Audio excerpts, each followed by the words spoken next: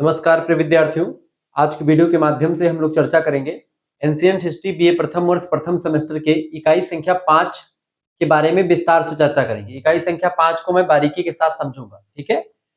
सबसे पहली बात यह है कि इकाई संख्या 5 को समझने से पहले 4 इकाई आपकी पहले की है। आप सोच रहे गुरुजी आप उसको क्यों नहीं बता रहे हैं, डायरेक्ट इस पे क्यों आ गए। तो इसके पीछे रीजन ये है बेटा कि इससे पहले हम यूनिट नंबर 1 पर चर्चा कर चुके हैं।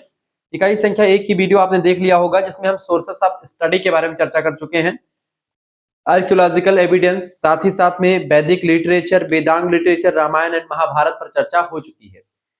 यानी कि 2 लेक्चर 3 लेक्चर लगभग में एंशिएंट हिस्ट्री के हो चुके हैं। तो ये थे आपके अर्ली कल्चर्स ऑफ इंडिया। देखिए एक्चुअली में आपके पेपर में आपको पढ़ना क्या है, आपको पढ़ना क्या बेटा, आपको पढ़ना होता है बेसिकली क्या पढ़ना होता है आपको पढ़ना होता है भारत और विश्व की प्राचीन सभ्यताएं। तो भारत की सभ्यता तो मैं पढ़ा ही दूंगा, सिंधु घाटी की सभ्यता आपको पढ़नी है। उसके बाद में वैदिक कल्चर के बारे में आपको बताया ही है, वैदिक कल्चर फिर से एक बार समझा दूंगा। देखिए तो इंडस वैली सिविलाइजेशन तो यूनिट नंबर 1 में पढ़ा चुका हूं। इकाई संख्या 1 की वीडियोस आपको मिल जाएगी यूट्यूब पर। इसके अलावा इंडस सरस्वती सिविलाइजेशन यानी जो सिंधु घाटी की सभ्यता, सिंधु सरस्वती सभ्यता, उसको हम दूसरी यूनिट में चर्चा करेंगे, ठीक है। 2 चैप्टर 3 चैप्टर के माध्यम से या 2 ही चैप्टर के माध्यम से। इकाई संख्या 3 में आपको पढ़ना वैदिक कल्चर का यानी वैदिक समाज कैसा था उसके बारे में पूरा जानना है, ठीक है। उनका आर्थिक, सामाजिक, सांस्कृतिक, धार्मिक जो है जीवन कैसा रहा उसके बारे में। और एपिक कल्चर यानी कि महाकाव्य काल, बेसिकली जो है महाभारत और रामायण के समय में जो समाज था, आर्थिक व्यवस्था कैसी थी, ये सब चीजें कैसी थी, ये आपको पढ़ना है। 4 इकाई भारतीय सभ्यताओं के बारे में। और जो लास्ट की 4 इकाई है उसमें आपको पढ़ना पड़ता है विश्व के सभ्यताओं के बारे में। बेसिकली होता यह है कि पहले मैं शुरुआत से जब पढ़ाना शुरू करता हूं तो लास्ट तक पहुंचते पहुंचते वो चैप्टर्स कुछ एक आध छूट जाते हैं। इसीलिए मैं सोच रहा हूं कि जिससे परीक्षा में क्वेश्चंस खूब पूछे जाते हैं उनको पहले पढ़ा दिया जाए। इकाई संख्या 5 में आपको पढ़ना है विश्व की सभ्यताओं के बारे में। और बेसिकली विश्व की सभ्यताएं, चाहे वो भारत की सभ्यता हो चाहे किसी विश्व की सभ्यता हो, जितनी भी सभ्यताओं का विकास हुआ सब किसी न किसी नदियों के किनारे ही विकास हुआ। तो ये आपकी इकाई संख्या 5 ये कहती है development of river valley civilisation in the world, यानी कि जो नदी घाटी सभ्यताओं का विकास हुआ है पूरे संसार में, development of river valley civilisation ये क्या है, इसको विस्तार से हम चर्चा करेंगे। इसके पुख्ता सबूत आपको बताएंगे कि आखिरकार नदियों के किनारे ही सभ्यताएं क्यों विकसित होती हैं, इसके पीछे क्या वजह है, क्या कारण है, इसके पीछे मैं तर्क दूंगा, तमाम प्रकार की चीजें आपको समझाऊंगा। क्वेश्चन ये भी परीक्षा में हमेशा अति लघु उत्तरीय, लघु उत्तरीय, दीर्घ, वैसे दीर्घ उत्तरीय में ही क्वेश्चन हमेशा आता रहता है कि विश्व की सभी सभ्यताओं का विकास नदी घाटियों में ही क्यों हुआ, विस्तार से चर्चा कीजिए। ऐसे तमाम क्वेश्चन आपसे पूछे जा सकते हैं, ठीक है। या नील नदी को जो है मिस्र का वरदान क्यों कहते हैं, मिस्र की सभ्यता का वरदान क्यों कहते हैं, क्योंकि मिस्र की सभ्यता नील नदी किनारे, ठीक है। ऐसे ही मेसोपोटामिया की सभ्यता दजला और फरात नदियों के बीच में स्थित है, ठीक है। ऐसे ही सिंधु घाटी की सभ्यता सिंधु नदी के जो है आसपास स्थित है। ऐसे ही चीन की सभ्यता होंगहू और यांगटीसी नदी किनारे स्थित है।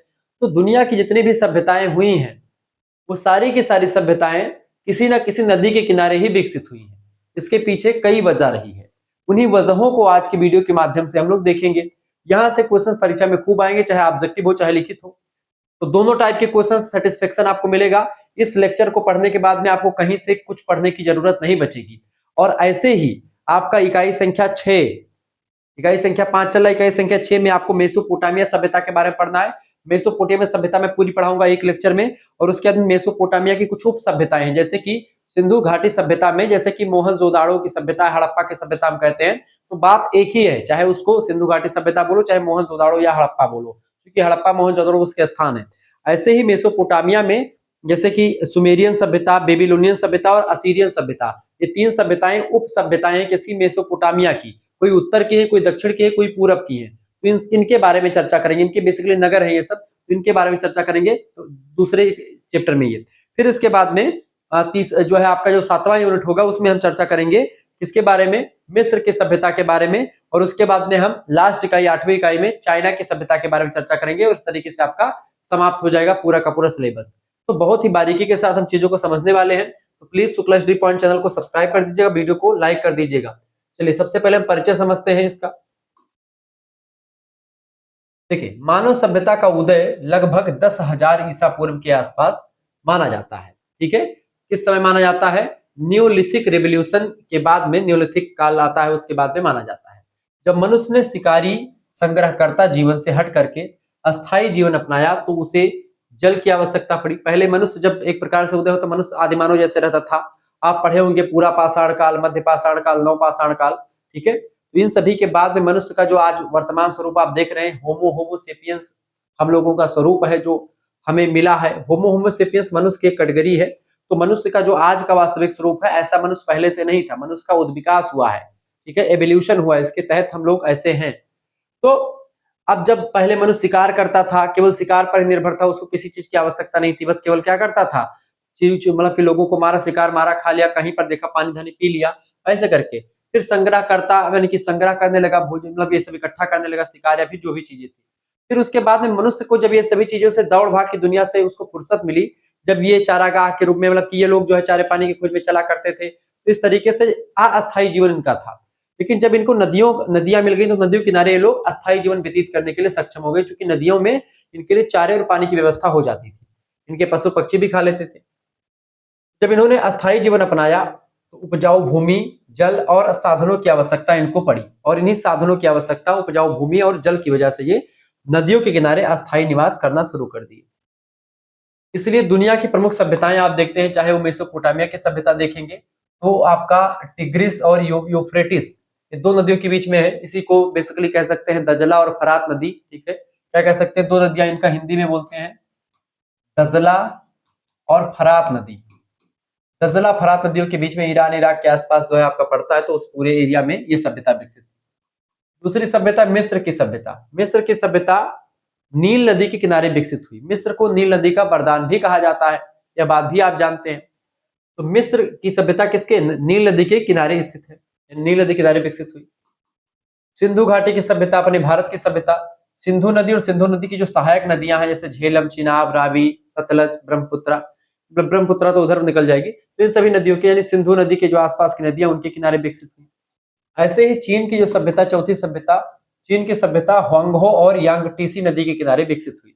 इस तरीके से 4-5 सभ्यताएं जो विश्व की महान सभ्यताएं हैं, मेसोपोटामिया, मिस्र, सिंधु और चीन की सभ्यता, ये सारी सभ्यताओं का विकास नदी घाटियों में ही हुआ है। नदी घाटी मतलब नदी किनारे का एरिया, सभी नदी घाटियों में ही विकसित हुई हैं, ठीक है। शुक्ला स्टडी पॉइंट इस संदर्भ में कहता है कि नदी घाटी ही मानव समाज को अस्थायित्व देता है। नदियों के किनारे चारे पानी की बढ़िया व्यवस्था हो जाती है। नदियों के किनारे भूमि उपजाऊ होती, चूंकि जो है पानी बरसता है तो इससे बाढ़ आती, तो बाढ़ में भूमि उपजाऊ हो जाती है। कृषि की व्यवस्था हो जाती है, जल से आप सिंचाई करके कृषि कर सकते हैं। जल और व्यापार की सुविधाएं जो है देती है नदियां। नदियों से आप व्यापार भी कर सकते हैं। नदियों के माध्यम से क्या कर सकते हैं, परिवहन की सुविधा, बढ़िया नाव बना लिया, नदियों में बैठ के निकल गए आराम से। सबसे सस्ता व्यापार नदियों के माध्यम से, समुद्र के माध्यम से ही होता है, ठीक है। सबसे कम खर्चे में और सबसे बढ़िया बड़े बड़े व्यापार इसीलिए नदियों के माध्यम से होते हैं। यही कारण है कि मानव सभ्यता का जो प्रारंभिक केंद्र है वो नदियां ही बनी, क्योंकि नदियों के आसपास ये सब चारा पानी और सब कुछ मिल जाता था, ठीक है। नदियों का महत्व क्या है, इंपॉर्टेंस ऑफ रिवर्स, हमारे जीवन में भी और सभी के जीवन में भी। जल की उपलब्धता, अवेलेबिलिटी ऑफ वाटर। सबसे पहला शब्द आप सुनते होंगे, हमेशा कहा जाता है जलम जीवनम, जल ही जीवन है, यानी कि जल ही जीवन का आधार है। बिना जल के मनुष्य जिंदा नहीं रह सकता, ना कोई जानवर, ना कोई पशु पक्षी, ना कोई पेड़ पौधे वनस्पतियां, कुछ भी जीवित नहीं रह सकता बिना जल के। इसके अलावा नदियों ने पीने के पानी की व्यवस्था की, चूंकि नदियों का पानी साफ होता है, क्योंकि नदियों का पानी बहता रहता है, और जो बहता जल होता है उसमें उसका जल जो है स्वच्छ होता है, उसको आप पी सकते हो, उससे उसमें आप जो है स्नान कर सकते हैं। रुके हुए पानी में स्नान नहीं करना चाहिए, वहां पर जो है गंदगी फैल जाती है। बहता हुआ पानी जो है बहता रहता है, तो वहां पर जो है कभी जो है साफ सुथरी चीजें आती रहती हैं, कभी कभी बेकार चीजें भी आएंगी। कृषि के लिए, सिंचाई और पशुपालन के लिए पानी उपलब्ध कराता है ये, यानी कि अगर आप खेती अगर करते तो उसके लिए सिंचाई की व्यवस्था नदी के माध्यम से हो जाती है, जल के माध्यम से। पशु अगर पालते तो पशुपालन में आपको पशुओं को जो है चारे पानी की व्यवस्था करनी पड़ेगी, तो उसके लिए भी व्यवस्था मिल जाती है। नदियों किनारे घास फूस वनस्पतियां भी ठीक ठाक मात्रा में जमती है, इसलिए आपके पशु वगैरह वहां पर चर सकते हैं और अच्छे तरीके से अपना जो है पेट भर सकते हैं। नदी के किनारे जीवन सुरक्षित और समृद्ध हुआ, इस वजह से यहाँ पर जो है चीजें विकसित होती गई। नदियों मतलब वाटर की उपलब्धता है। उपजाऊ मिट्टी, नदियों के किनारे क्या होता है बेटा, उपजाऊ मिट्टी हो जाती है, यानी कि खूब ज्यादा, कम खाद पानी डालो तभी हो जाता है। नदी की बाढ़ से मिट्टी उपजाऊ बनती है, जब बाढ़ आती है नदियों में तो मिट्टी उपजाऊ हो जाती है। मिस्र को गिफ्ट ऑफ द नील, यानी कि नील नदी का वरदान मिस्र को कहा जाता है, क्योंकि नील की बाढ़ से कृषि भूमि उपजाऊ बनती है। नील नदी में जब बाढ़ आता है, आप देखते हैं मिस्र का जो इलाका है बेटा, वो बेसिकली मरुस्थल का इलाका है। वहां पर ज्यादा कुछ है नहीं, केवल मरुस्थल है। मरु माने होता है मरी हुई, मृदा, स्थल माने होता है भूमि, यानी वहां की भूमि कैसी है, मरी हुई भूमि है, वहां पर कुछ उपजाऊ चीजें नहीं है। तो वहां पर लोग कैसे बसे, क्योंकि वहां पर एक नदी बहती थी, उस नदी का नाम है नील नदी। इसीलिए नील नदी के बहने से उस जो है वीराने इलाके में भी जीवन का विकास हो गया। आप पढ़ते सृष्टि की उत्पत्ति भी जल से ही हुई है। पहले एक कोशिकीय जीवों का विकास हुआ, जलीय जीवों का विकास ही हुआ। आप देखते हैं हिंदू धर्म को लोग कहते हैं सनातन धर्म में, वैज्ञानिकता सनातन धर्म की यह देखिए कि जो विष्णु भगवान के अवतार है उनमें जो सबसे पहला अवतार है वो किसका अवतार है, वो बेटा मछली का अवतार है। सबसे पहला अवतार किसका, मछली का। एक कोशिकीय जीवों का विकास पहले हुआ, मछली का विकास हुआ पहले, ठीक है। आप देखिए तो भगवान पहले किस में आते हैं, मछली का रूप धारण करते, फिर उसके बाद में जलचर में आ गए, फिर जो है उसमें जो है उभयचर में आ जाते हैं, यानी कि फिर कच्छप का रूप धारण करते हैं, उसके बाद में फिर कछुआ बनते हैं। जब समुद्र मंथन होता तो कच्छप का रूप धारण करके जो है मंदरा मतलब की जो पर्वत होता है उसी पर्वत के नीचे जो है रुक जाते, ताकि पर्वत वहीं पर टिका रह सके। उसको मथानी पर्वत को बनाया गया, भगवान ने अपना उसको आधार प्रदान किया कच्छप का रूप धारण करके, और उसके बाद में बासुकी नाग का जो है वो बनाया गया था और उससे मंथन हुआ था समुद्र का। तो वहां पर भगवान ने कच्छप का रूप धारण किया। कछुआ उभयचर प्राणी है, वो जो है बाहर भी रह सकता है, जल में भी रह सकता है। तो आप देखिए फिर इसका विकास हो, तो जीवों का जैसे विकास हो, उस विकास की प्रक्रिया को पूरा का पूरा हिंदू धर्म का जो अवतारवाद परंपरा है ये दर्शाती है। पहले मछली का विकास, भगवान मछली के रूप में आते हैं, ठीक है, जब सृष्टि की उत्पत्ति होती है। फिर मछली के बाद में क्या बनते हैं, कछुआ बनते हैं। कछुआ के बाद में फिर आप देखते हैं फिर अलग अलग प्रकार के जो है 12 अवतार हो गया, शुकर का अवतार हो गया, 12 शुकर अवतार हो गया, ठीक है, वामन अवतार हो गया, ऐसे ऐसे अवतार लेते चले जाते हैं। फिर आप देखते हैं मनुष्य रूप में कब आते हैं, जब वो एकदम से परिपक्व हो जाते तमाम सारी चीज, तब मनुष्य के रूप में आते हैं भगवान श्री रामचंद्र के रूप में, तब वो मर्यादा पुरुषोत्तम कहे गए। और अदर भगवान की पूजा आप बहुत कम मात्रा में देखते होती है, लेकिन भगवान राम की पूजा कितनी अधिक मात्रा में होती है, भगवान श्री कृष्ण की पूजा कितनी अधिक मात्रा में होती है, क्योंकि वो परिपक्व मानव के रूप में आ जाते हैं। देखिए तो मेसोपोटामिया में भी जो है टिग्रिस और यूफ्रेटिस की बाढ़ से खेती संभव हुई है, यानी कि दजला और फरात नदी कहते हैं, दजला इसको कहते हैं, फरात इसको कहते हैं। सिंधु घाटी में गेहूं, जौ और कपास का उत्पादन आपको मिलता है। तो ये सब चीजें आप देखते हैं तभी संभव हो पाया जब वो नदियां का जल जो है बाढ़ आती थी और मृदा उपजाऊ होती थी, तो यहाँ पर चीजें खेती करनी आसान हो जाती थी, मृदा उपजाऊ हो जाती थी। तीसरी, कृषि का विकास भी, यानी कि डेवलपमेंट ऑफ एग्रीकल्चर। उपजाऊ भूमि प्लस जल बराबर कृषि की उन्नति। एक सूत्र याद रखिए कि जब भी उपजाऊ भूमि होगी और जल उसमें मिल जाएगा तो फसल बहुत जबरदस्त आपकी होने वाली है। अनाज का अधिशेष पैदा हुआ, यानी कि मतलब कि जो भी हम सोचते हैं जितना बोते हैं उससे कहीं अधिक होता है, जिससे भोजन सुरक्षित हुआ। अधिशेष उत्पादन ने क्या किया, जैसे मान लेते हैं अब खाने से ज्यादा हो गया, अधिशेष माने खाने से ज्यादा हमारे हो गया, तो फिर हम क्या करेंगे, उसका व्यापार करेंगे, उसको बेचेंगे। कला का विकास हुआ, शिल्प और नगरों को जन्म हुआ, व्यापार के माध्यम तमाम सारी चीजें आनी शुरू हो गई, ठीक है। तो इस तरीके से विकास हुआ, नदियों के माध्यम से कृषि का विकास हुआ, कृषि के माध्यम से व्यापार का विकास हुआ, इस तरीके से सभ्यताओं का विकास होना शुरू हो गया। परिवहन और संचार, ट्रांसपोर्ट और कम्युनिकेशन, क्योंकि नदियां प्राकृतिक मार्ग थी, यानी कि नदियों के माध्यम से आप जो है अगर एक नाव बना करके नदी की बहती हुई धारा में निकल जाए तो बड़े आराम से आप बहुत दूर तक निकल जाएंगे। नौकाएं और नावों के द्वारा व्यापार और सांस्कृतिक आदान प्रदान होता था, एक संस्कृति दूसरी संस्कृति के पास मिलती थी तो आदान प्रदान लोग बातचीत करते थे। मेसोपोटामिया और मिस्र ने अपने उत्पाद यानी खास करके अनाज, धातु, मिट्टी, मिट्टी के बर्तन दूर दूर तक व्यापार किया करते थे। इसीलिए आप सिंधु घाटी सभ्यता में मेसोपोटामिया और मिस्र के भी व्यापार के उल्लेख आपको दिख जाते हैं, ठीक है। इसके अलावा नगरों का विकास हुआ, अर्बनाइजेशन हुआ, नदी के किनारे अस्थायी बस्तियां बसनी शुरू हो गई। जो है अभी तक खाना बदोश या फिर घूम रहे थे इधर उधर चारे पानी की खोज में, उनको जब चारा पानी मिलने लगा नदियों किनारे तो वहीं पर अपना आशियाना बसा लेते हैं और वहीं पर रहने लगते हैं। धीरे धीरे ये बस्तियां नगरों में बदली और नगर से फिर महानगर बने और इस तरीके से पूरी की पूरी एक सभ्यता बन गई। जैसे कि मोहनजोदाड़ो सिंधु घाटी सभ्यता का एक नगर, विशाल नगर। जैसे उरू, मोमफिस, हांगहो, ये सब हांगहो घाटी के शहर, ये सब एक प्रकार से अलग अलग जो है अलग अलग सभ्यताओं के शहर हैं जो कि बड़े फेमस हैं। नदियों ने भोजन, आवास और व्यापार प्लस में संचार सब कुछ उपलब्ध करवा दिया, क्योंकि आवास, भोजन पहले मिला, नदियों के किनारे तमाम प्रकार के वनस्पतियां, तमाम कृषि कर सकते थे तो भोजन मिल गया। आवास इसलिए मिलेगा क्योंकि वहां पर आप रह करके जब तमाम प्रकार की वनस्पतियां होंगी, तब आप घास फूस होंगे तो व्यापार करेंगे, आपको आप घर बना लेंगे। ठीक है, मिट्टी बढ़िया चिकनी मिट्टी मिल जाएगी जिससे आप अच्छे तरीके से घर बना लेंगे। व्यापार आप कर पाएंगे नदियों के माध्यम से, मार्ग मिल गया, संचार हुआ क्योंकि आप नदियों के माध्यम से ही एक स्थान से दूसरे स्थान पर जाएंगे, एक दूसरे की संस्कृतियां आदान प्रदान होंगी, तो नदियों के माध्यम से सब कुछ हुआ। इसीलिए नदियां नदियां जो है सभ्यता का पालना बनी, यानी सभ्यता का पालना कौन किसे कहते हैं, नदियों को कहा जाता है। नदियों की वजह से चीजें संभव हो पाई। नदी घाटी सभ्यताओं की समान विशेषताएं, common features of river valley civilisation. पहली विशेषता इसकी है नगरीय योजना, अर्बन प्लानिंग। देखिए चौड़ी सड़कें हुआ करती थी सभ्यताओं की, जो भी नदी घाटियों की जो सभ्यताएं थी उनमें आप सभी में देखेंगे इनकी सड़कें जो थी बिल्कुल चौड़ी होती थी। ठीक है, नालियां सड़कों के बगल जस्ट होती थी और उन्हीं के बगल सड़कों के जस्ट बगल जो है मकान बने होते थे। ठीक है, हड़प्पा मोहनजोदड़ो सभ्यता में आप देखेंगे नगर नियोजन का श्रेष्ठ उदाहरण आपको सबसे जबरदस्त मिल जाएगा। जैसा नगर नियोजन आपको हड़प्पा में यानी कि सिंधु घाटी सभ्यता में देखने को मिलता है, सड़कें एक दूसरे को संपूर्ण कर पड़काती हैं, नालियां ढकी हुई हैं, पक्के ईंटों की बनी हुई हैं, घर दो दो मंजिले के बने हुए हैं, स्नानागार अन्नागार सब कुछ आपको मिलता है। तो एक जबरदस्त सभ्यता का विकास जो है यहाँ पर दिखता है, नगरीय योजना एकदम से परफेक्ट थी।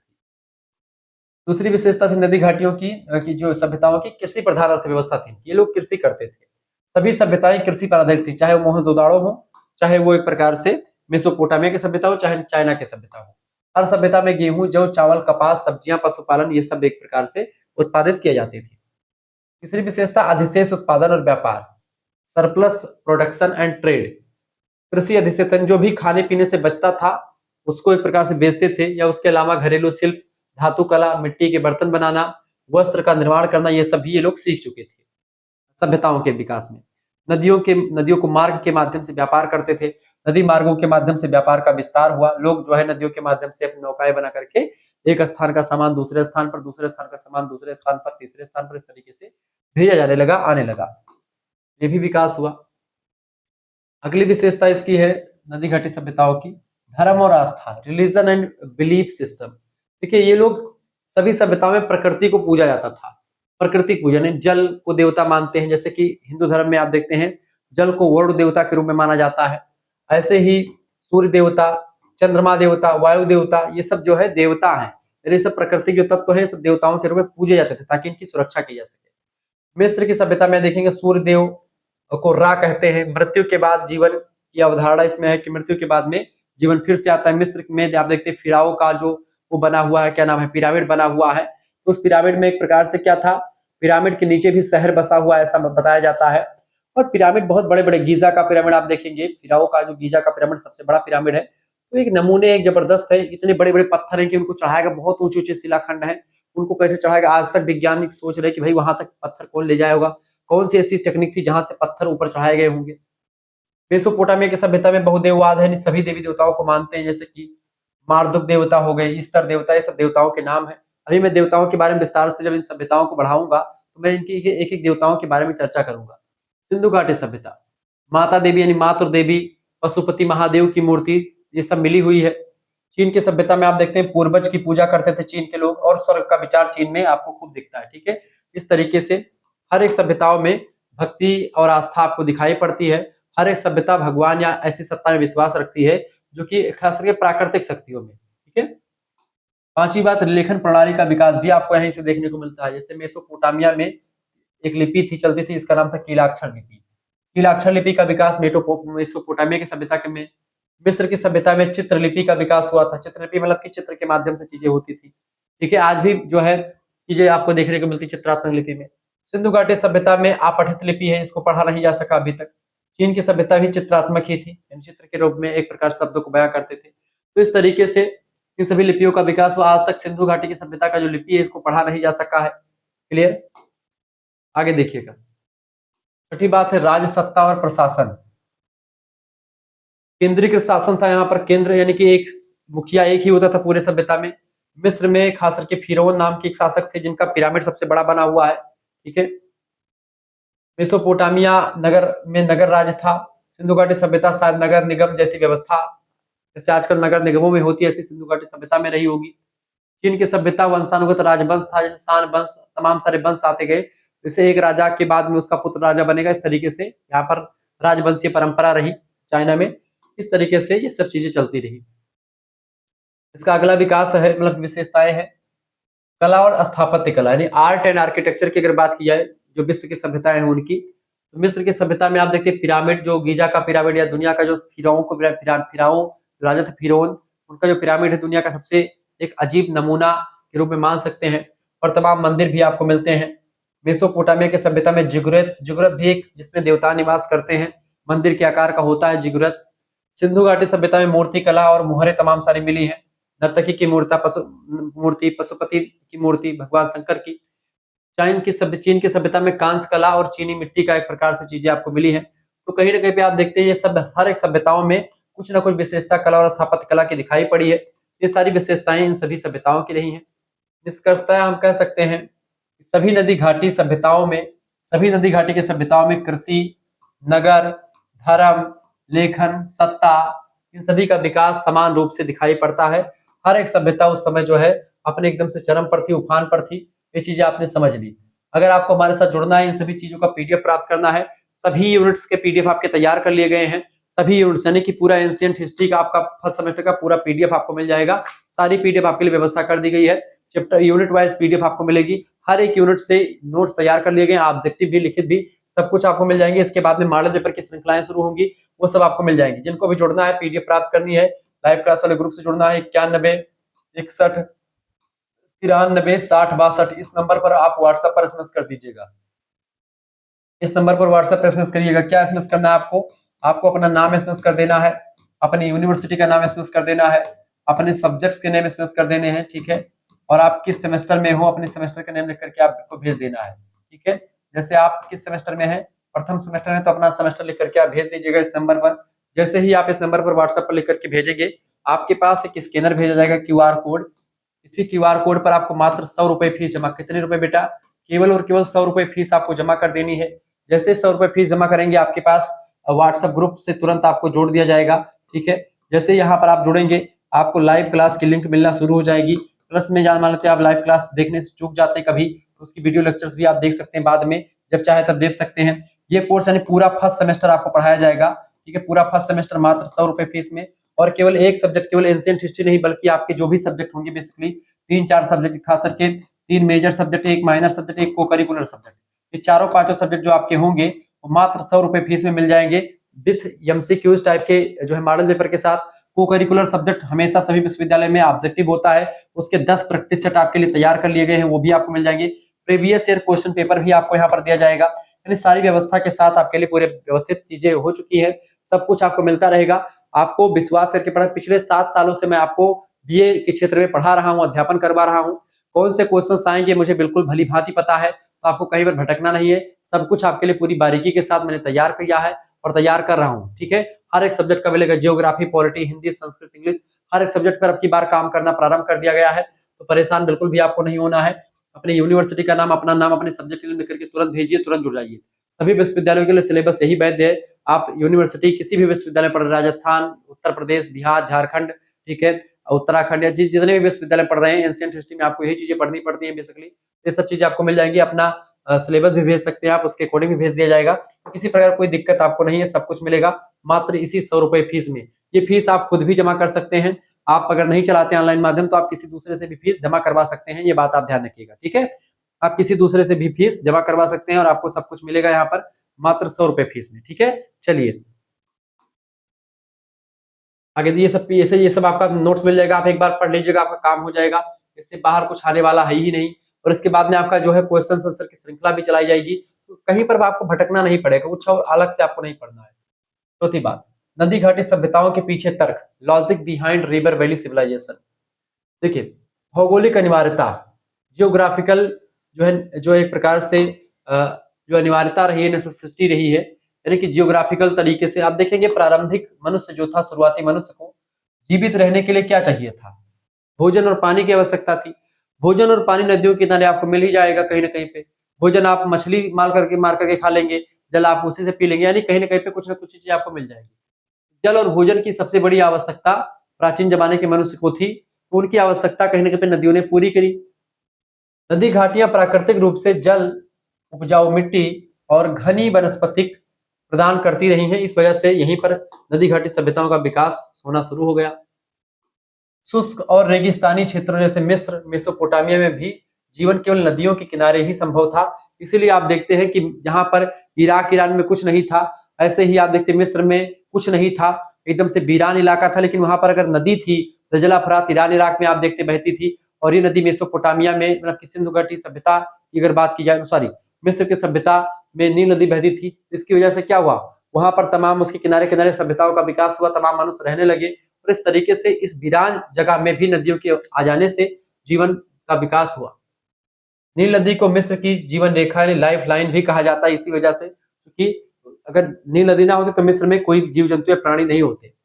निष्कर्षतः हम कह सकते हैं कि नदियां जीवन का आधार थी, इसलिए सभ्यता का आरंभ इन्हीं के पास हुआ। क्योंकि नदियां क्या थी, नदियां जीवन के आधार हैं। जीवन जीने के लिए बिना नदियों या बिना जल के आपको नहीं जी पाएगी। कृषि का विकास, ग्रोथ ऑफ एग्रीकल्चर। देखिए नदियों की बाढ़ से हर वर्ष मिट्टी उपजाऊ हो जाती थी। सिंचाई की सुविधा से सतत यानी लगातार सस्टेनेबल कृषि संभव हो गई। नील नदी, ट्रिगिस यूफ्रेटिस यानी कि दजला फरात, सिंधु नदी, हुआंगहो नदियां, ये सब कृषि के लिए आदर्श नदियों के रूप में मानी जाती हैं। इनके किनारे खूब उपजाऊ आज भी चीजें होती हैं। अधिशेष उत्पादन यानी कि सरप्लस, जिसको कहते थे कि अपने खाने से ज्यादा उत्पादन। भोजन सुरक्षित हुआ और जनसंख्या बढ़नी शुरू हो जाती है, और इस तरीके से नगरों का विकास हो जाता है। निष्कर्षतः हम कह सकते हैं कि अधिशेष भोजन ने लोगों को शिकार संग्रहकर्ता जीवन से हटा करके अस्थायी कृषि जीवन अपनाने के लिए मोटिवेट किया, प्रेरित किया। तीसरा कारण ये रहा, नील नदी मतलब कि जो है सभ्यताओं का विकास नदी घाटियों में इसलिए हुआ क्योंकि अस्थायी निवास और जन नगरीकरण की व्यवस्था आप देखते हैं यहाँ पर देखने को मिलती है। यानी जब भोजन और जल की व्यवस्था किसी व्यक्ति को मिल जाएगी, अगर भोजन पानी कोई किसी को देखता रहे तो वहीं पर रहना नहीं चाहेगा व्यक्ति, वहीं पर अपना आशियाना बसा लेगा। भोजन और जल की स्थिर व्यवस्था हो गई तो लोग एक ही स्थान पर बसना शुरू हो गए। पहले छोटे गांव बने, फिर छोटे गांवों से फिर बड़े बड़े कस्बे बनने शुरू हो गए, कस्बों से फिर नगर बने, और नगरों से फिर महानगर बनते चले गए। और इस तरीके से बड़े बड़े महानगरों का विकास इन नदी घाटी में हो। पहले गांव बने, छोटे गांव, फिर बड़े कस्बे बन गए, फिर नगर बना, फिर इसके बाद में महानगर में वो कन्वर्ट हो गया। उदाहरण के रूप में जैसे समझे, जैसे मोहनजोदाड़ो सिंधु घाटी सभ्यता का एक महानगर मान सकते हैं। ऐसे उरू जो महानगर है या नगर है वो मेसोपोटामिया का है। मोम्फिस जो है या मेम्फिस ये मिस्र का है। अन्य यांग जो है चीन का एक नगर है। तो इस तरीके से ये नगरों का विकास जो है हुआ, महानगर बन गए, और इस तरह की सभ्यता पूरी डेवलप हो गई। नदियों ने नगरीय सभ्यता को जन्म दिया। ठीक है, निष्कर्षता आप कह सकते हैं। ये सब नोट्स इतने सरल तरीके से आपके लिए तैयार किए गए ताकि आपको कहीं से कुछ पढ़ने की जरूरत ना पड़े। व्यापार और संचार, ट्रेड एंड कम्युनिकेशन की अगर बात की बेटा, यानी व्यापार भी यहाँ पर आप देखते हैं और संचार भी व्यवस्था हो गई। नदियां प्राकृतिक मार्ग जो है कहीं ना कहीं पे हाईवेज थी, प्राकृतिक मार्ग थी, एक ऐसी मार्ग जहां पर कोई खर्चा नहीं, नाव बनाओ और उसमें बैठो निकल जाओ। ठीक है, नाव और बेड़ों से वस्तुओं का आदान प्रदान, एक स्थान से दूसरे स्थान पर ले जाना, सामान आसान हो गया। स्थानीय और अंतरराष्ट्रीय व्यापार का विस्तार हुआ, जैसे कि मेसोपोटामिया और सिंधु घाटी के बीच में समुद्री व्यापार शुरू हो चुका था। ठीक है, जानकारी मिलती है स्रोतों के अकॉर्डिंग। निष्कर्षतः हम कह सकते हैं कि नदियों ने आर्थिक समृद्धि और सांस्कृतिक आदान प्रदान को भी बढ़ावा दिया, इसलिए नदियों किनारे ही सभ्यताओं का विकास हुआ। अगला तर्क ये दे सकते हैं कि क्यों विकास हुआ या नील नदी को इसका वरदान क्यों कहते हैं, तो ये सारी चीजें आप लिख सकते हैं, इसमें बड़ी जबरदस्त चीजें हैं। सामाजिक संगठन और श्रम का विभाजन, social organisation and division of labour. देखिए कृषि और अधिशेष उत्पादन से कुछ लोग किसान, कुछ व्यापारी, कुछ शिल्पकार और कुछ प्रशासक बनने शुरू हो चुके थे। धीरे धीरे करके समाज में श्रम का विभाजन यानी कि जो है काम का बंटवारा होना शुरू हो गया। वर्ग व्यवस्था का उदय हुआ, कुछ व्यक्ति का काम अपना अपना करने लगे और इस तरीके से एक समाज का निर्माण हुआ। इससे सामाजिक संस्थाएं बनी, शासन व्यवस्था इससे विकसित होती शुरू हो गई। तो इस तरीके से पूरा एक सिस्टम से एक जो है एक नगरीय व्यवस्था जो है यहाँ पर कायम हो जाती है। और एक जबरदस्त तरीके से अपनी चीजों को समझ रहे हैं आप। ठीक है, इस तरीके से विश्व की सभ्यताएं नदियों किनारे ही विकसित हुई, इसके पीछे सब तक दे सकते हैं। निष्कर्षतः आप कह सकते हैं कि नदियों ने सामाजिक संरचना यानी सोशल स्ट्रक्चर और वर्गीय संगठन को जन्म दिया। छठवां तर्क ये दे सकते हैं आप, इस राजनीतिक सत्ता और प्रशासन यानी पॉलिटिकल पावर एंड एडमिनिस्ट्रेशन। आप देखेंगे कि अधिशेष उत्पादन को नियंत्रित करने के लिए केंद्रीय सत्ता की आवश्यकता पड़ी। नदी की बाढ़ और सिंचाई व्यवस्था को नियंत्रित करना भी संगठित प्रशासन का ही काम था। अगर प्रशासन ना होता तो इस तरीके से सिंचाई व्यवस्था सही तरीके से नहीं हो पाती, एक दूसरे को लोग मारने काटने शुरू कर देते या एक दूसरे के लिए एक प्रकार से दिक्कत हो जाती। मिस्र में फिरौन, मेसोपोटामिया में नगर राज्य, चीन में वंशानुगत राजवंश, ये सभी नदी घाटियों सभ्यताओं के ही उपज थे। तो इस तरीके से आप देखते हैं कि नदियों ने राज्य और शासन व्यवस्था की भी नींव डाली। सातवां तर्क दे सकते हैं कि धर्म और सांस्कृतिक विकास भी नदी की घाटियों में ही हुआ। Religion and cultural development. नदियों और प्राकृतिक शक्तियों ने धार्मिक आस्था को जन्म दिया, क्योंकि नदी, जब नदियों से हमको भोजन मिलेगा, पानी मिलेगा, सब कुछ नदियों से मिलने लगा, तो हम नदियों को अपनी देवी मान करके उनकी पूजा करने शुरू कर देते हैं, क्योंकि जिनसे हमको कुछ प्राप्त होता है हम उनका एहसान मानते हैं। तो इसी एहसान मानने के सिलसिले में नदियों की पूजा, क्योंकि हवा हमको पेड़ों से मिलती तो हम पेड़ों की पूजा करना शुरू कर दिए, हमको फल मिलता पेड़ों से तो हमने पेड़ों की पूजा करना शुरू कर दी। इस तरीके से तमाम प्रकार की ऐसी अवधारणाएं मानी जो है शुरू हो जाती है और प्रकृति पूजा यहाँ से शुरू हो जाती है। जैसे मिस्र में आप देखते हैं, मिस्र के देवताओं की अगर बात की जाए बेटा, देखिए मिस्र में आप देखते हैं सूर्य देव की पूजा की जाती थी। मृत्यु के उपरांत भी जीवन आ सकता है, मारने के बाद भी व्यक्ति आ सकता है लौट करके, इसलिए मिस्र की सभ्यता में आप देखते हैं पिरामिड या ममी बनाते थे। ममी समझते हैं? मुर्दों को, यानी लाश जो होती है यानी शव को पत्थर में चुनवा देते थे, बढ़िया पत्थर में, और उसके लिए व्यवस्था करते ताकि वो जो है लाश जो है बिल्कुल ठीक ठाक रहे। हो सकता है कुछ दिन के बाद में उस ममी में फिर से जान आ जाती थी, ऐसा माना जाता था। ठीक है, तो इसीलिए इसको दफनाया नहीं जाता था, इनके लिए न जलाया जाता था। मान्यता थी इन लोगों की कि भाई जो है फिर से वापस आते हैं ये, इसीलिए मम्मी में चुनवा देते थे, मम्मी बनवा देते थे। मेसोपोटामिया बहुदेववाद यानी कि मार्दूक, स्तर तमाम देवी देवताओं को मानते हैं। सिंधु घाटी सभ्यता में प्रकृति पूजन होता है, माता देवी यानी कि मातृ देवी की पूजा। चीन की सभ्यता में पूर्वज पूजन होता है, स्वर्ग की अवधारणा के बारे में बढ़िया तरीके से बताया गया है। नदी घाटी सभ्यताओं में आप देखते हैं मंदिर, स्तूप, पिरामिड, जिगुरत जैसी महान सांस्कृतिक धरोहरें यहाँ पर आप देखते हैं नदी घाटियों में आपको दिखाई पड़ती है। इस तरीके नदी घाटी सभ्यताओं में सब कुछ आप देखने को मिलता है, धार्मिक विकास, आर्थिक तरीके, सब कुछ। नदियों ने धर्म और संस्कृति की धारा को भी जन्म दिया। आठवां विकास आप देखेंगे, आठवां जो तर्क आप दे सकते हैं, विज्ञान और लेखन का उदय हुआ। Rise of science and writing. देखिए सिंचाई, बाढ़ नियंत्रण और कृषि के लिए गणित, ज्योतिष और वास्तु का विकास आप देखते हैं यहाँ पर हुआ। वास्तुशास्त्र, ज्योतिष यानी घर कहाँ पर कैसे बनवाना है, कहाँ पर खाना बनाना है, कहाँ पर पूजा करना है, ये सब वास्तुशास्त्र बताता है। कृषि करने के लिए गणित की व्यवस्था, ज्योतिष की व्यवस्था, मुहूर्त वगैरह देखने के लिए सब कुछ आप देखते हैं यहाँ पर हो चुका था। लेखन की उत्पत्ति इन्हीं क्षेत्रों में ही हुई, जैसे कि मेसोपोटामिया में कीलाक्षर लिपि का विकास हुआ, मिस्र की सभ्यता में चित्रलिपि का विकास, चीन की सभ्यता में चित्रलिपि का विकास, और सिंधु की सभ्यता में भी लिपि है लेकिन उसको आज तक पढ़ा नहीं जा सका है। निष्कर्षतः हम कह सकते हैं कि नदियों ने ज्ञान, विज्ञान और लेखन के विकास को प्रेरित किया, मोटिवेट किया। इस तरीके से चीजें हो सकती है। अच्छा, सभ्यता का पालना भी नदियों को ही कहते हैं। क्यों कहते हैं?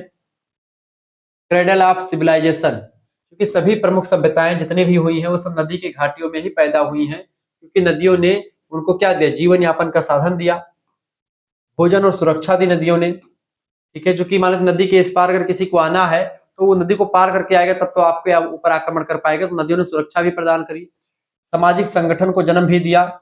इसके अलावा राजनीतिक सत्ता और कानून को भी आप देखते, नदियों किनारे ही जब सब लोग इकट्ठा रहने लगे तो फिर उनमें संरचना, सामाजिक संगठन का विकास हुआ, धर्म और संस्कृति को दिशा मिली। तो इस तरीके से तमाम सारी चीजें विकसित होनी शुरू हो जाती है। ठीक है, इस तरीके से हम निष्कर्षता कह सकते हैं कि नदी घाटी सभ्यताएं मानव इतिहास का आधार है। नदियां केवल जल का स्रोत नहीं बेटा, बल्कि मानव संस्कृति, मानव समाज और राज्य की जन्मदात्री भी रही हैं। ठीक है, यही कारण है कि दुनिया की पहली सभ्यताएं जो भी हुई हैं नदी के किनारे ही विकसित हुई मानी जाती है। ठीक है, वैसे वास्तव में इसकी तुलना मतलब कि सिद्ध हो चुका कि नदी किनारे ही चीजें हुई। तुलनात्मक अध्ययन देख लेते हैं सभी सभी नदी घाटी सभ्यताओं में। जैसे मिस्र की सभ्यता नील नदी की दीन है, नील नदी का वरदान कहते हैं मिस्र की सभ्यता को। कृषि और पिरामिड के लिए जाना जाता है मिस्र की सभ्यता। ठीक है, मेसोपोटामिया की सभ्यता का विकास, इसको सभ्यता का पालना कहते हैं, क्योंकि मेसोपोटामिया की सभ्यता, ये सभ्यता का पालना कहा जाता है मेसोपोटामिया की सभ्यता को। क्यों? क्योंकि सभ्यताओं का अधिकतर सभ्यता यानी असीरियन सभ्यता, बेबीलोनियन सभ्यता, ठीक है, इस तरीके तमाम प्रकार की सभ्यताएं मेसोपोटामिया में तमाम सभ्यताओं का विकास हुआ। जैसे चीन की सभ्यता में चीन की सभ्यता ही है, इजिप्ट में यानी मिस्र में मिस्र की सभ्यता है, सिंधु घाटी सभ्यता में भी एक आध दो नगर अलग अलग है लेकिन सभ्यता एक ही कही जाती है। लेकिन इसमें आप असीरियन सभ्यता, बेबीलोनियन सभ्यता, इसमें तमाम सभ्यताएं मेसोपोटामिया में, इसीलिए इसको सभ्यता का पालना भी कहा जाता है।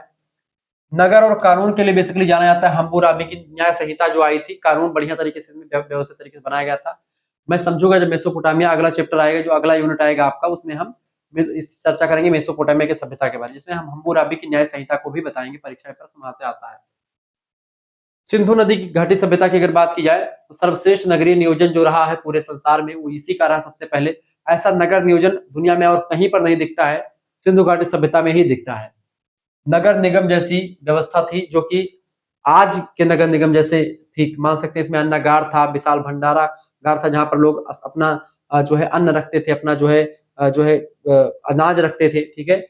एक स्नान करने के लिए पूरा जो है एक स्नानागार था जहां पर लोग स्नान करते थे संयुक्त रूप से। सभाएं करने के लिए पूरा, गोष्ठियों करने के लिए पूरा महल बना रहता था। चीन की सभ्यता में दार्शनिक सभ्यता थी, इसमें तमाम प्रकार के दर्शन है, विचार है। जैसे कन्फ्यूशियस कौन था, लाओत्से कौन था, लाओत्से और कन्फ्यूशियस के बारे में आपको पढ़ना है, ये प्रश्न परीक्षा में आता रहता है, तो लाओत्से और कन्फ्यूशियस के बारे में भी मैं आपको बताऊंगा, ठीक है। तो इस तरीके से चीजें आपकी क्लियर हो जाती हैं, तो हम इन चीजों को समझ चुके हैं, ठीक है। अब हम क्या चर्चा करेंगे, 20 ऐसे एमसीक्यूज के बारे में जो कि रिवर वैली सिविलाइजेशन से बने हैं। मोस्ट इंपोर्टेंट जो है ये एक प्रकार से क्वेश्चंस है, आपकी परीक्षा में बहुत ही महत्वपूर्ण तरीके से क्वेश्चंस आएंगे। यही सब क्वेश्चन परीक्षा में ऑब्जेक्टिव में आपके आने वाले हैं, ये बात आप ध्यान रखेंगे। जो बच्चे हमारे साथ पहली बार जुड़ रहे हैं वीडियो को लाइक कर दीजिएगा, चैनल पर अगर नया है तो सब्सक्राइब कर दीजिएगा, क्योंकि इसी प्रकार से इंफॉर्मेटिव वीडियो में लगातार आपके लिए लाता रहता हूँ।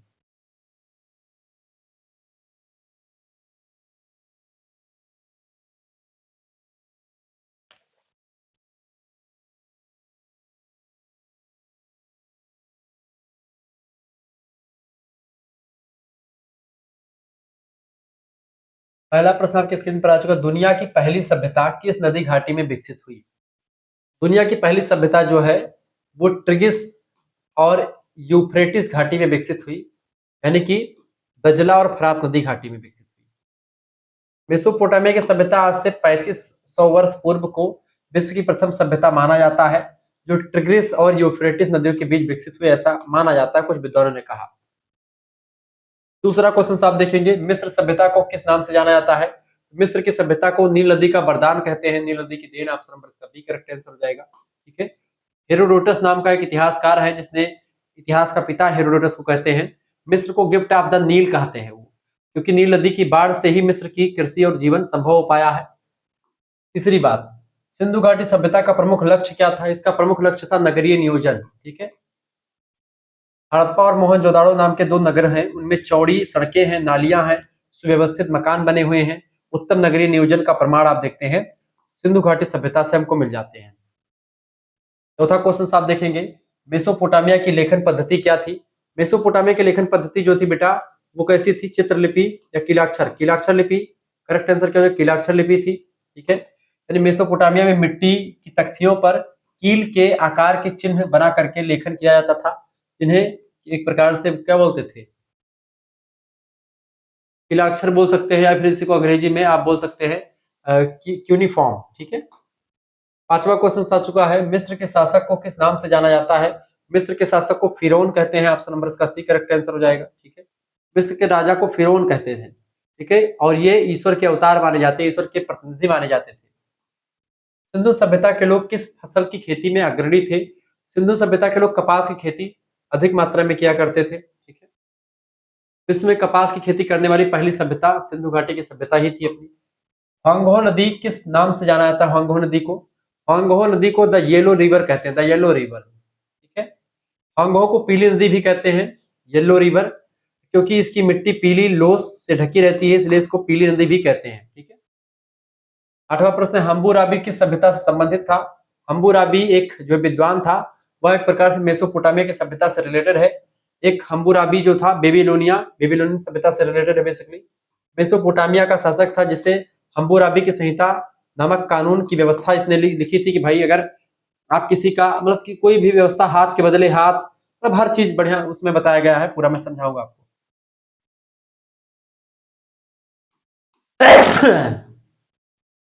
अगला प्रश्न, पिरामिड की सभ्यता की मुख्य विशेषता है। तो मिस्र की सभ्यता में पिरामिड बनते थे, बड़े बड़े पिरामिड आपको देखने को मिल जाएंगे। जैसे गीजा का महान पिरामिड मिस्र की वास्तुकला का सर्वश्रेष्ठ उदाहरण आपको माना जा सकता है, क्योंकि पत्थर बड़े बड़े हैं, उनको कैसे उठा करके ऊपर ले जाया गया आज तक क्लियर नहीं है, कौन सी मशीन ऐसी थी। चीन की प्राचीन सभ्यता किस नदी के किनारे विकसित हुई थी। तो चीन की प्राचीन सभ्यता जो विकसित हुई है हांगहो नदी किनारे विकसित हुई है, हांगहो नदी बेसिकली, ठीक है। Yellow river. सिंधु सभ्यता की लिपि कैसी है। सिंधु सभ्यता की लिपि जो है आपठित लिपि है, इसको पढ़ा नहीं जा सका है। सिंधु सभ्यता की लिपि आज तक पढ़ी नहीं जा सकी, इसलिए इसे अपठित लिपि कह सकते हैं आप। 12 नंबर क्वेश्चन आप देखेंगे बेटा, प्रश्न है जिगुरैत। जिगुरैत किस सभ्यता से संबंधित है? जिगुरैत जो है ये एक प्रकार से किससे संबंधित है? मेसोपोटामिया की सभ्यता में मंदिरों को जिगुरैत कहते हैं। बहुस्तरीय मंदिर थे, इसमें कई मंदिर बनते थे। मेसोपोटामिया की धार्मिक और स्थापत्य की विशेषता बेसिकली जिगुरैत और रहा है। ठीक है, सिंधु घाटी सभ्यता का सबसे बड़ा नगर तो रहा है आपका मोहनजोदाड़ो। ऑप्शन नंबर इसका सी करेक्ट आंसर हो जाएगा। सिंधु घाटी सभ्यता का सबसे बड़ा नगर है जिसका अर्थ है मृतकों का टीला। मोहनजोदाड़ो मतलब किसका? मोहनजोदाड़ो को, इसका अर्थ अगर देखेंगे मोहनजोदाड़ो का, मृतकों का टीला कहा जाता है इसको, इसका शाब्दिक अर्थ है। 14 नंबर क्वेश्चन आप देखेंगे, नील नदी की बाढ़ किस कार्य में सहायक थी? कृषि के कार्य में सहायता करती है। Option number B correct answer हो जाएगा।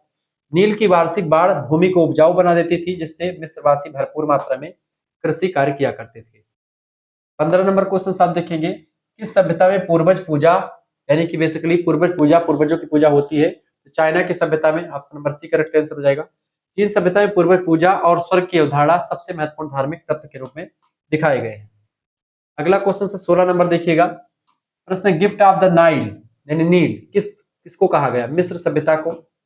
मिस्र की सभ्यता को नील नदी का वरदान कहा गया। हेरोडोटस नाम का इतिहासकार, जो इतिहास के पिता भी कहे जाते हैं, उन्होंने कहा था कि Egypt is the gift of the Nile. अगला क्वेश्चन 17 नंबर देखेंगे, कौन सी सभ्यता सबसे अच्छी नगरीय योजना के लिए प्रसिद्ध है?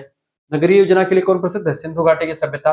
ये सब क्वेश्चन परीक्षा में आए हुए क्वेश्चन और आ सकते हैं, बात ध्यान रखेंगे। तो आपको यहाँ पर देखें, ये यूनिट नंबर मैं 1 पढ़ा, मतलब यूनिट नंबर 5 पढ़ा रहा हूँ। 5 खत्म हो जाएगा, बस यही आपको पढ़ना था। इसमें मैंने क्वेश्चंस भी आपके करवा दिए, इससे बाहर कोई क्वेश्चंस नहीं आने वाला, तो परेशान नहीं होना आपको। ठीक है, सिंधु घाटी सभ्यता की नगर व्यवस्था विश्व की सबसे सुव्यवस्थित योजना का उदाहरण है। तो ऐसे में आपको सब कुछ मिल जाएगा, ऑब्जेक्टिव देखिए सारे क्वेश्चंस आपको मिल रहे हैं। हम्मुराबी की संहिता किस क्षेत्र से जुड़ी हुई है? तो हम्मुराबी की सभ्यता जो है बेबीलोनिया यानी कि मेसोपोटामिया से जुड़ी हुई है। ठीक है, यह विश्व का सबसे प्राचीन लिखित विधि संहिता है, जिसने कानून व्यवस्था को संगठित किया। तो बताया कि भाई अगर आप कोई दंड, मतलब कोई ऐसा काम करेंगे जिसमें, जैसे अगर आप चोरी करेंगे तो आपका हाथ काट लीजिएगा, सीधे सीधे बात। सिंधु सभ्यता में लोथल किसके लिए प्रसिद्ध है? लोथल जो है बंदरगाहों के लिए प्रसिद्ध है। किसके लिए? बंदरगाहों के लिए, पत्तन के लिए, यानी कि जहां पर बंदरगाह किसको कहते हैं? जहां पर पानी की जहाजें आकर के रुकती है उसको बंदरगाह कहते हैं। ठीक है, लोथल यानी गुजरात में पड़ता है। सिंधु सभ्यता का प्रमुख बंदरगाह नगर था जहां समुद्री व्यापार हुआ करता था विदेशों को। 20वां क्वेश्चन और लास्ट क्वेश्चन वीडियो का है, पांगोह नदी घाटी की सभ्यता किस धातु के उपयोग के लिए जानी जाती है? धातु है बेटा कौन सा? धातु का नाम है आपका कांस्य। कांस्य धातु के लिए इसको कांस्य युगीन सभ्यता भी कहते हैं। चीनी सभ्यता कांस्य धातु की मूर्तिकला और औजारों के लिए बड़ी प्रसिद्ध थी। ठीक है, इस तरीके से आप लोगों ने चीजों को समझ लिया। ठीक है, बहुत ही कम समय में मैंने आपको इस इकाई को समझा दिया है। बहुत ही बेटर अंदाज में आपने समझा इन चीजों को। अगर आपको हमारे से जुड़ना है तो आप जुड़ सकते हैं। ठीक है, आपके लिए व्यवस्था कर दी गई पूरे नोट्स की। 91 61 93 60 62 पर एसएमएस कर दीजिएगा। सभी सब्जेक्ट का आपको PDF notes, live class, playlist सब कुछ आपको मिल जाएगी। ठीक है, अपना नाम, अपने यूनिवर्सिटी का नाम, ठीक है, अपने सब्जेक्ट के नेम और आपके सेमेस्टर में अपने सेमेस्टर का नाम लिख करके भेज दीजिएगा। प्रथम सेमेस्टर में आप लिख करके भेज दीजिएगा। आपके लिए व्यवस्था क्या क्या मिलेगी आपको यहाँ पर? आपको यहाँ पर क्या मिलेगा? एक स्कैनर आप भेजा जाएगा आपके पास। जैसे ही आप इस नंबर पर व्हाट्सएप पर एसएमएस करेंगे ये चीजें, जैसे आपके पास एक स्कैनर भेजेंगे क्यूआर कोड, उसी क्यूआर कोड पर आपको 100 रुपए फीस जमा कर देनी होगी। जैसे हो सकता है कि कभी कभी टाइम ना मिले तो आपका मैसेज ना भी देख पाए, उसके लिए ये सोचेगा गुरुजी आपने मैसेज नहीं देखा। जब टाइम मिलेगा मैसेज देखा जाएगा और तुरंत आपके पास भेजा जाएगा। आप ये फीस इसी स्कैनर पर आप पेमेंट करवा सकते हैं। किसी दूसरे से आप भी फीस जमा करवा सकते हैं। अगर आप नहीं चलाते तो आपके घर में कोई चलाता होगा, आपके आसपास कोई चलाता होगा, आप उससे फीस जमा करवा दीजिए, आपको जोड़ दिया जाएगा। व्हाट्सएप ग्रुप में फायदा क्या मिलेगा? लाइव क्लास की लिंक आपको पहले मिल जाएगी, प्लस में वीडियो लेक्चर्स आपको मिलेगा। ठीक है, live class, video lecture, PDF notes आपको मिलेगा। सबसे इंपॉर्टेंट बात है कि इसमें पीडीएफ नोट्स आपको मिल जाएंगे, unit wise, chapter wise PDF notes आपको सभी यूनिट के सभी चैप्टर के पीडीएफ नोट्स मिल जाएंगे। एक सब्जेक्ट के नहीं बल्कि आपके सारे सब्जेक्ट के, जैसे आपका जो 2-3 मेजर सब्जेक्ट जो आपके होते हैं, एक माइनर सब्जेक्ट, एक को करिकुलर सब्जेक्ट, यानी आपके 4-5 सब्जेक्ट जो हैं सभी की तैयारी मात्र 100 रुपए फीस में हो जाएगी। एक सब्जेक्ट की आपकी सीरीज लेंगे 60 रुपए की सीरीज पड़ेगी। 5 सब्जेक्ट की सीरीज कितने की पड़ेगी? 300 रुपए की पड़ेगी। आप खुद ही से 300 रुपए आपको देने हैं, ये आपको मात्र 100 रुपए में सारे पीडीएफ प्राप्त कर लेने हैं। और साथ ही साथ में मैं ऐसी चीजें बनाता हूँ जो आपकी परीक्षा में सीधे तौर पर आए। ठीक है, इसमें आपको को करिकुलर का पेपर हमेशा ऑब्जेक्टिव होता है, उसके आपके 10% ऑब्जेक्टिव टाइप के मिल जाएंगे। प्रीवियस ईयर क्वेश्चन पेपर मिल जाएंगे हर एक सब्जेक्ट के, ancient history, political science, geography, जो भी सब्जेक्ट आपका होगा सभी का मिल जाएगा। सभी विश्वविद्यालयों के लिए वैध सिलेबस से नवीनतम पाठ्यक्रम के अकॉर्डिंग मैं पढ़ा रहा हूँ। सब कुछ आपको मिल जाएगा मात्र 100 रुपए फीस में। बात आप ध्यान रखेंगे। और दीनदयाल उपाध्याय गोरखपुर विश्वविद्यालय के लिए अलग से वीडियोज आएंगी। वैसे ये भी इंपॉर्टेंट है, लेकिन उनके लिए एक अलग से व्यवस्था, क्योंकि उनका सिलेबस थोड़ा सा चेंज कर दिया गया है, थोड़ा सा चेंज है, तो उसके बारे में मैं मॉडल पेपर उठ चुकी उनकी परीक्षा ऑब्जेक्टिव होती है, तो ऑब्जेक्टिव के लिए बेसिकली आपका मॉडल पेपर एक दो मॉडल पेपर आ जाएगा, उसके में आपका हो जाएगा। ठीक है, चलिए फिर मिलते हैं नेक्स्ट वीडियो में। तब तक के लिए जय हिंद जय भारत। आप सभी का बहुत बहुत धन्यवाद हमारे से जुड़ने के लिए। इसी प्रकार से अपना प्यार बनाए रखें। बहुत बहुत धन्यवाद।